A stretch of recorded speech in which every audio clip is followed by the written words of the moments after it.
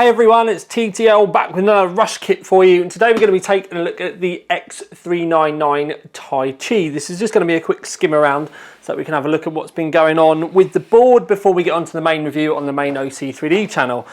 In the actual box itself, when we get in there, it's full of your normal stuff. Nothing surprising. Backplate, SLI bridges. There's a couple of normal antennas for your wireless. That's on the back, which I'll show you in a second. So, like I said, and 4 SATA cables.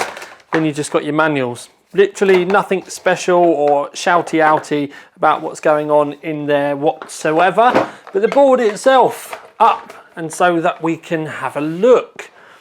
Now, so it's X399, so it's for the new Threadripper socket. It's the TR4 mount. You do have to make sure that you get a TR4 or Threadripper or X399, whatever you want to call it, compatible cooler. From the testing that I've done so far, I've been personally, if you're going to overclock, which with a board like this I would assume that you're going to be, I would be assuming that you would need an AIO at very least 240mm plus, so 240 millimeters or bigger, or dedicated water cooling. I'm yet to test any air coolers, but I very much doubt whether you'd be able to get an air cooler to keep them cool while overclocked. So, things that we can have a look around the board. Something that stuck out to me, which is different to the other boards I've looked at so far, is we have an 8-pin and a 4-pin power rather than 2 8s. When we look at fan headers though, we've got a fan header here and a fan header over there. And then when we come all the way down the outside of the board, there are no other fan headers. You've got one here, and then there are 2 inboard here, which are in a really awkward position, if I'm honest, and they'll be very, you're not going to be able to make using those look very pretty.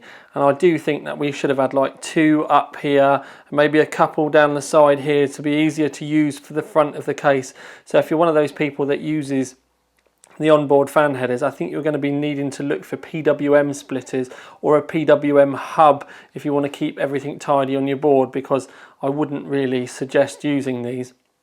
Now the heatsink up at the top here, you can see that we've got all of the power phases going on. There are the controllers around the back here, but the caps and the MOSFETs are underneath this one. There are a few on this one, and I have taken some pictures to show you what's underneath the heatsink, how it looks. Don't forget you can pause if you want a closer look.